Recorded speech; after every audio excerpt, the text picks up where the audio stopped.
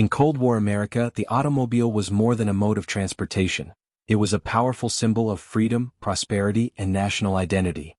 As the United States and the Soviet Union competed to prove the superiority of their respective systems, car culture emerged as one of capitalism's proudest displays. It reflected the success of the post-war economy, shaped the American landscape, and became central to everyday life. In contrast to the Soviet Union's scarcity and centralized planning, the automobile boom in the U.S. became a rolling billboard for free market abundance. Post-war prosperity fuels a boom. After World War II, the United States entered a period of unprecedented economic growth. Millions of returning soldiers started families, bought homes, and entered the expanding middle class. With affordable gasoline, strong wages, and mass production techniques pioneered by companies like Ford, GM, and Chrysler, cars became widely accessible. By the 1950s, car ownership became a defining feature of American life. Suburban living, made possible by the automobile, exploded. The GI Bill helped veterans purchase homes far from city centers, and the Interstate Highway System, initiated by President Eisenhower in 1956, knit the nation together like never before. Car as a symbol of freedom and individualism. In Cold War propaganda, the car wasn't just a convenience, it was an ideological statement. While Soviet citizens waited years for a government-issued vehicle like the Moskvich or Lada, Americans could choose from a colorful range of stylish, powerful cars.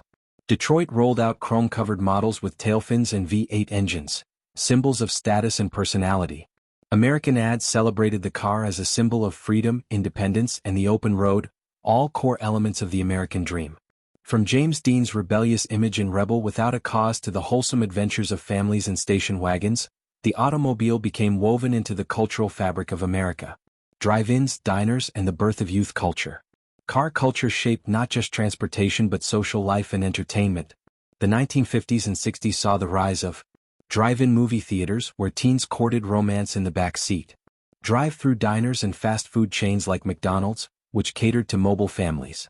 Hot rods and muscle cars, which defined teenage rebellion and male identity. Cars became spaces of privacy and personal expression, especially for young people. Rock and roll, another American cultural export, often revolved around cars with hits like Little Deuce Coupe and Mustang Sally becoming anthems of a mobile generation.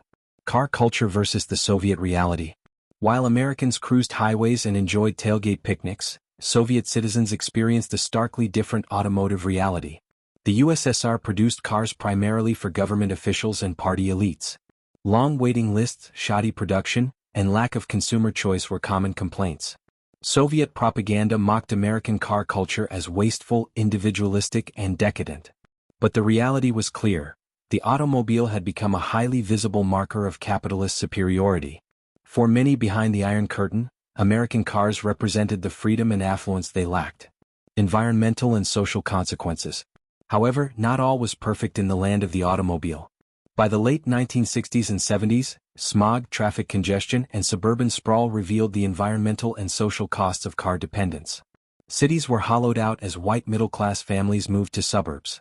Public transportation declined and car-centric infrastructure shaped urban inequality. Even so, the car remained central to American identity throughout the Cold War. It was still used as a diplomatic and ideological tool, particularly during cultural exchanges, exhibitions, and even the kitchen debate, where American domestic technology, including sleek car models, were showcased to Soviet audiences. Car culture in Cold War America was more than a lifestyle, it was a battleground in the ideological war between East and West.